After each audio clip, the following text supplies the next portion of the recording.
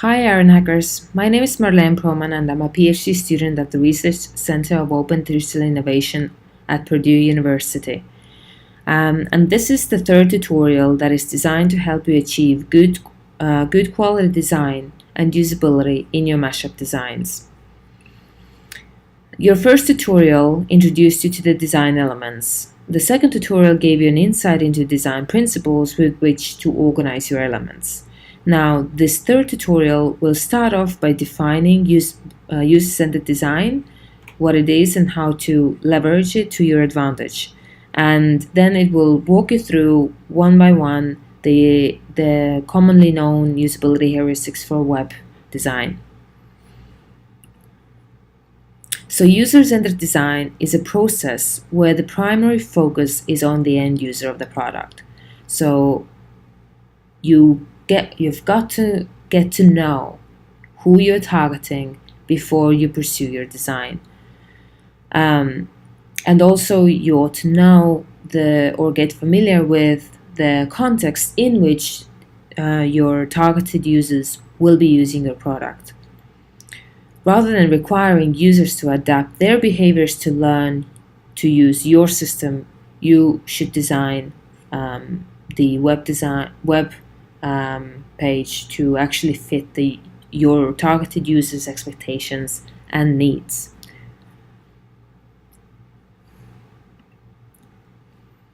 To achieve this, it is a good idea to start off by researching a little bit or trying to identify the user needs of whom you're targeting, and then optimize your product around how your user can or want to accomplish their task.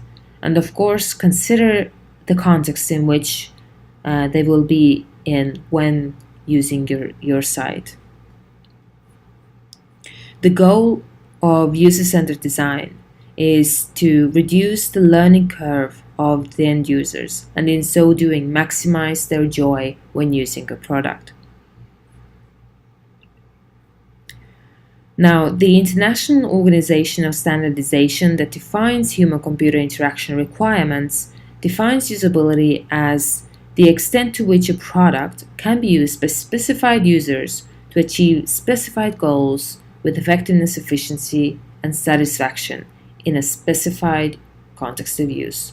So, the user, its task, its goals, and its context are crucial features that you ought to get familiar with or do a little bit of research on. And then the three pillars of usability: effectiveness, that being the ability to accomplish the goal for the user; efficiency, that this is done in a feasible amount of time; and satisfaction, that they actually enjoy the process of using your product. So this is the technical definition of usability. In practice, it is more the application of a set of heuristics that are indeed tooltips or a set of best practices that have been developed by practitioners and designers in the field over many years of experience and reflection on how they can best design their products and their websites to fit user expectations and needs. So many practitioners have proposed their set of usability heuristics. Jakob Nielsen's 10 web heuristics are perhaps the most well-known and most widely used ones. So we will be introducing you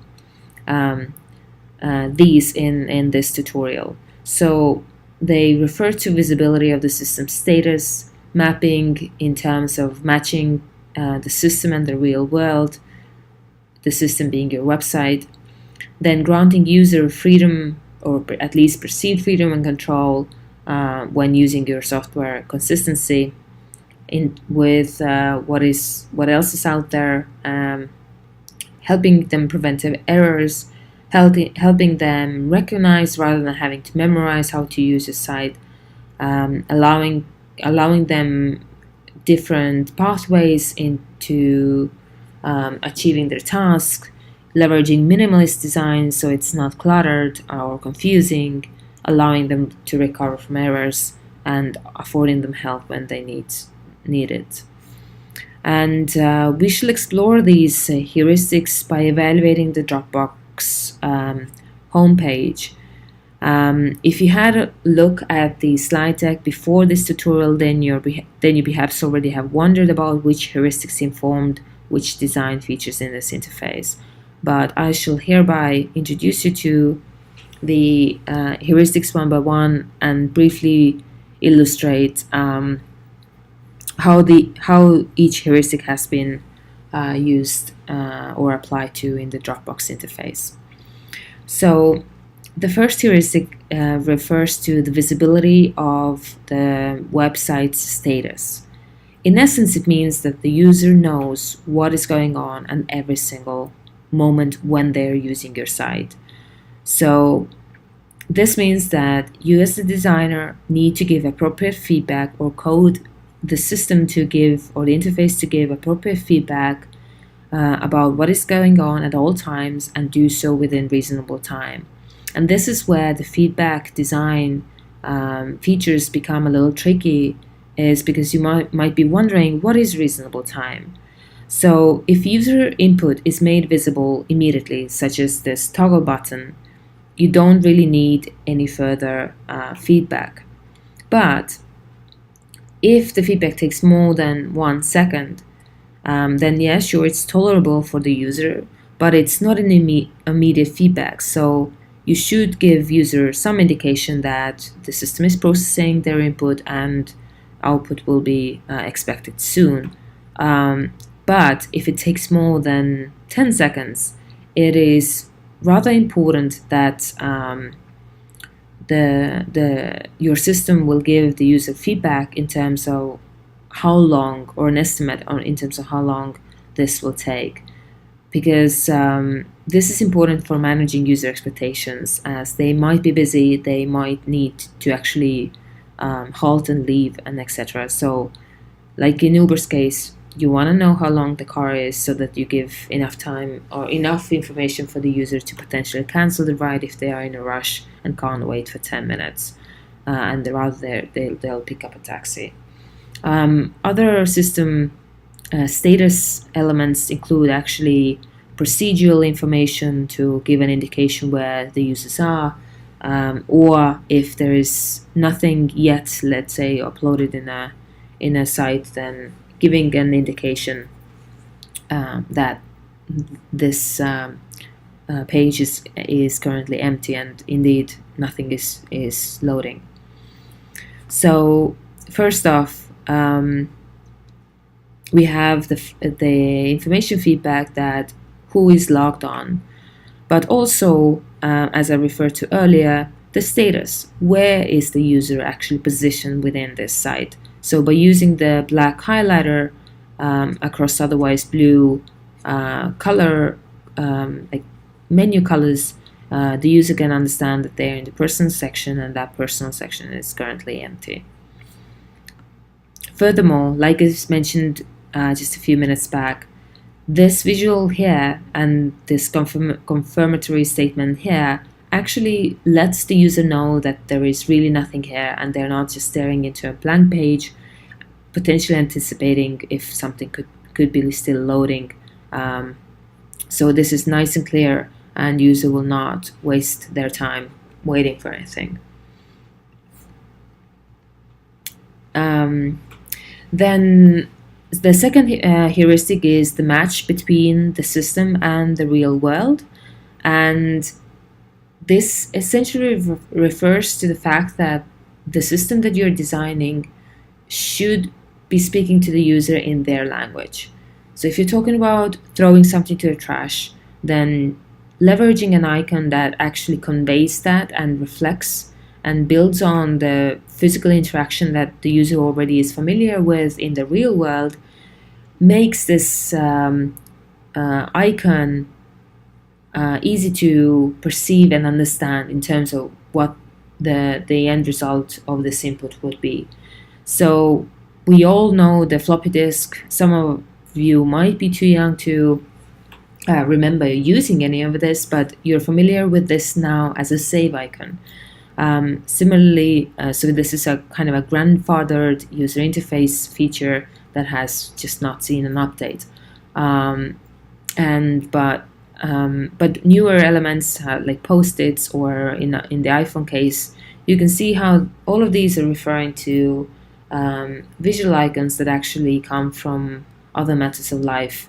The phone doesn't look like this for quite a number of years, but we still can understand the old type of phone and what this conveys. Compass, letter mail, all are kind of aged or timed out features, but they're just translated into digital form. And this connection helps users to progress from the analog way of doing these things into the digital. But besides icons, it also refers to the language. So if a new page or an interface is prompted by the user, be it accidental or otherwise, it should be made clear what is expected of the user. If they need to input something, like in the case of Siri, or if they can't do something, then please explain what the user has done wrong if they cannot accomplish their task. So in essence, speak the user's language and refer to the real world, and don't use technical lingo that an average person will not understand. It's a good idea to run any of your designs by your family members or other people who are not as technical or do not know otherwise much about what you do. This is always a good way to dummy test that your system is really usable for people who are different from you. So in the Dropbox case, of course, an obvious icon is the brand icon, which already refers to a real-world behavior that is storing items and things in boxes. So it's kind of conveying what Dropbox utility is to the end user, their value proposition. I.e., you can store things and organize things in folders, but kind of store them away in the digital realm. But also icons like the pages, folders, or paper and photos are all icons that are consistent with the real world, but also with other digital systems nowadays. Now you all noticed the trash icon, I'm sure, but also noticed the other familiar elements from the material world, like the clock or the house, which refers to the personal section, or the bell and the smiley face that is referencing the personal account of the user. So the visual icons are very strong cues as to helping the user understand and better navigate your site. So third heuristic is user control and freedom, and its kind of nickname is Oops Navigation. So if a user, we are all people, so we all make mistakes, we stumble into situations and pages that we really didn't intend to visit. So always give the user ability to leave unwanted situations without making them go through any further unwanted or unanticipated tasks. So give them an obvious exit sign. This is especially true for advertisements, but also allow them to undo things and help them prevent things that they might otherwise regret. Similarly, shortcuts refers to user freedom. So granting them and helping them learn these, you're actually helping the user better learn your site in an intuitive way. And with that, you're offering a clear way to navigate the site. So in the Dropbox example, The user is given a conventional menu option that matches other web design standards, and this is easy to guide the user around. But oftentimes, giving them flexibility is to give them a search button if they are more clear in terms of what they want to search rather than go through the information hierarchy. Another feature is the drag and drop, which many users are already familiar with from other digital interfaces. So carrying that over always helps with usability. And this is actually already refers to this one. So consistency and standards means that the interface looks familiar and user has already knows already what to do by recognizing the elements such as the drag and drop from previous or other digital experiences that they might have. Consistency also refers to the fact that once you have started a visual language, make sure you keep it consistent. So if your buttons have an icon, make sure the icon is always on this side rather than jumping all over the place. So sign-ins or logins, if you have a feature occurring across different pages, then make sure that it always occurs in the same location so that users will find it easy to locate. In general, websites do tend to have a kind of a header with a menu, then a large visual area that conveys the main essence of the site, and then options to further engage with the visual content, and then the footer. So this is the kind of general standard for web design. But in general, the ideal scenario is that users do not have to wonder what the different words, situations, and actions mean in the different parts of the site. So they will always recognize them as the same. So in the Dropbox case, adherence is given to existing digital behaviors that are likely to meet user expectations based on their past experiences and familiarity with other websites, such as the drag and drop, or, for example, the nesting of different sections in the digital space. But more structurally, the website follows the web standards of offering a kind of a header or a strong anchor, as in the case of the blue Dropbox icon, and it is positioned in the top left corner where people generally start reading on the web page, and then the information is distributed from this top left corner down in form of the menu, and then rightward in terms of the nested hierarchy and with an additional menu and search bar. So and the generous space has been given for users to interact with their documents and what they are likely to want to interact with, rather than heavy load in terms of what functions are possible. So it's a relatively good design in terms of balancing or reducing the presence of website functions and giving users the space that they would want and need to do their work. So next heuristic is human error prevention. So obviously, even better than a good error message is a careful design that actually prevents users from making mistakes, some of which can be rather costly, such as data loss and etc. So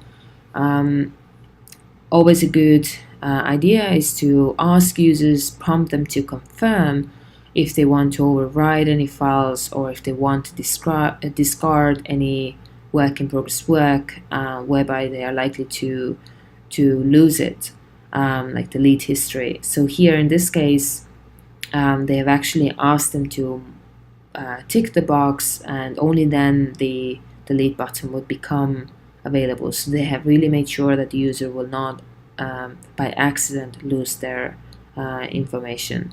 And it's generally a good idea to use a kind of a confirmatory language, discard whether in the case of discarding existing work, rather than yes or no, which will not signal the true impact of the action to the user.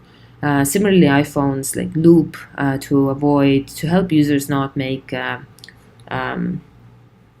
errors, or in the Dropbox case, James just saved changes, so Dropbox actually alerts people to make a new version or get James's version, so as to not override each other's work.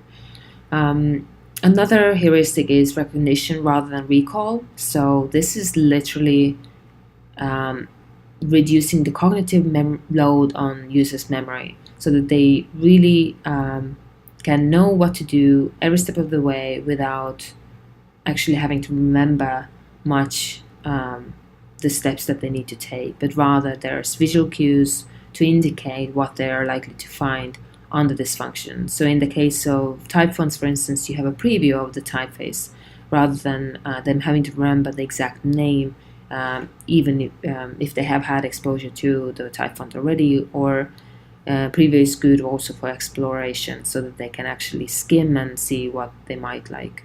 And similarly for information visualizations, it's really important to actually offer users the key so that they can understand the data that is represented.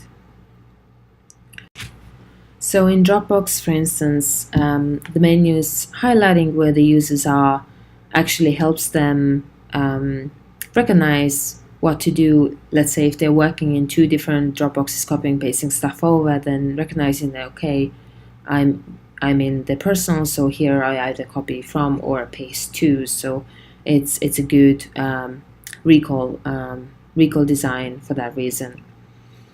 Similarly, as I mentioned already, this visual and this confirmatory statement helps users recognize that indeed this is empty, that they don't need to rely on their memory, whether they have copied or pasted something into here. Another heuristic is flexibility and efficiency of use. And again, I'm starting to sound like I'm on a repeat loop, but shortcuts is an obvious example in terms of giving users flexibility and efficiencies now, because now they can save their time. So in essence, this is about giving users several journey options to achieve the same goal. And it might sound that this could be poor design, but if you think about it this way, as the users learn your site, they may want to start doing things more efficiently. So this is more applicable perhaps for more complex systems like Adobe software or other more tool functional softwares rather than your mashups. But this is still something that is good for you to keep in mind. For instance, just offering a quick button to kind of jump to get a task that otherwise would take 3 clicks done is a good idea. And similarly, for instance, automatically pulling an event data from an email and allowing the user to put it in their calendar in 1 rather than 3 clicks is again time saved for the end user. This is especially relevant if you're considering to allow users to compare different options in your mashup context. So allowing them to tailor, select certain options, and allowing them to compare will significantly enhance the usability of your mashup. So in the Dropbox case, for instance, besides the conventional shortcuts that already work in this environment, drag and drops is drag and drop is, again, I mentioned it again, and search are functions that allow more efficient routes for users than doing it the manual way. Another point is, or another heuristic is aesthetics and minimalist design. A lot of this we have already covered in our design elements and principles tutorials, so I'll be rather brief here. But in essence, it looks good and works beautiful is kind of the design statement here. If we look at these two examples, for instance, both of them have the same utility. They are web search engines, yet their designs are rather different. Yahoo clutters their page with news, with other information that may or may not be relevant to the user. There are algorithms, of course, that try to optimize that, but how relevant and helpful that is, it remains questionable, of course. Whereas Google has opted for this more minimalist design that really focuses the user on their task. They're here to search the web, and before they're confusing and cluttering their mind, they just allow the user to pursue their goal. So, looks good, works beautiful. So, that's the mantra or motto here. So, in essence, omit information that is not relevant to the task or the situation that the user is really coming to the site with. So, keep the user in mind when you design your mashups. And of course, in the Dropbox case, the design is rather minimalist. It has adhered to the alignment and hierarchy and many of the design principles, using the design elements of line, implied line, shapes, color coding, and so Dropbox has done relatively good in adhering to the heuristic of minimalist design.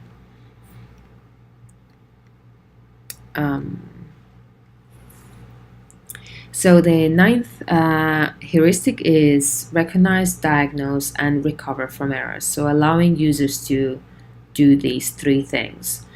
And essentially, it allows users to know if they have done something wrong, and the system will guide them through how to fix it.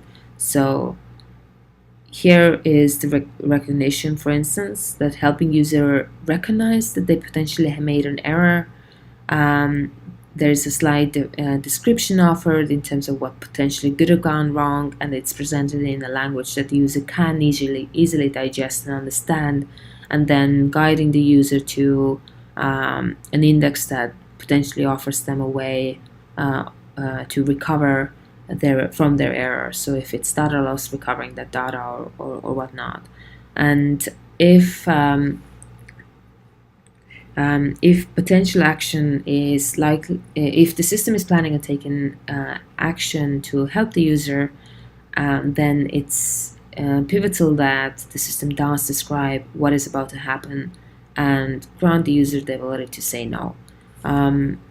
So these are some important features to help user feel comfortable using your site. So be constructive when suggesting solutions, and generally don't punish them, right? Don't make them feel like they're punished when they do make a mistake. It's often found in when filling in forms, for instance, you accidentally refresh the page and suddenly all of your form data is gone. So that would be considered punishing the user for making an error.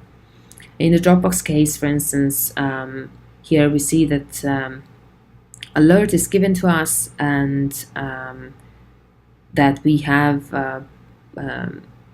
edited at the same time, and so there's a chance of doing an error, but Dropbox does save an alternative copy, so as to avoid that, and offers so it offers the description that James has unsaved changes of 7 minutes ago, so it's very likely that they have made substantial notes, and then you have these three options that you can pursue to actually do something about it, to make sure that you review the file history or you make your own copy. The last heuristic is called help and documentation, and essentially users are bound to get stuck every now and then, so it's a good idea to offer them help. Traditionally, help is afforded as a help function within the site, generally positioned on the top tier of the website. However, increasingly common are contextualized feedback and help functions like tooltip, frequently asked questions, forums that are leverage social help, and so forth.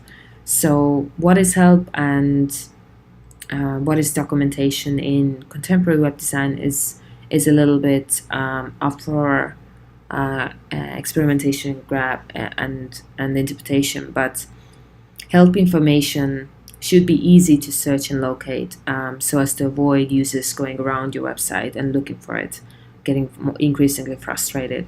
Contextual and tailored help, such as tooltips, are increasingly more popular and more helpful because they can be shorter, more concise, and since they are contextualized in the very context that the user is needing the help in, they prove to be very successful in guiding the user and helping them out.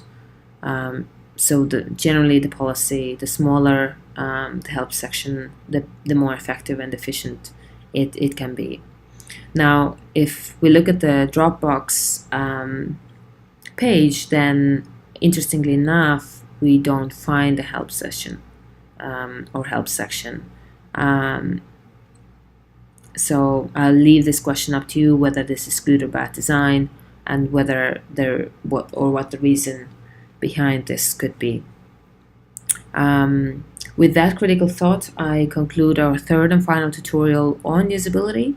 With this foundational design knowledge, you should be well equipped now to follow a user-centered design approach, and then focusing on end user, and then combining design elements according to design principles and adhering to usability heuristics. You should be able to achieve your mashups to be designed in a way that your users will enjoy. Thank you again for listening, and best of luck in your competition.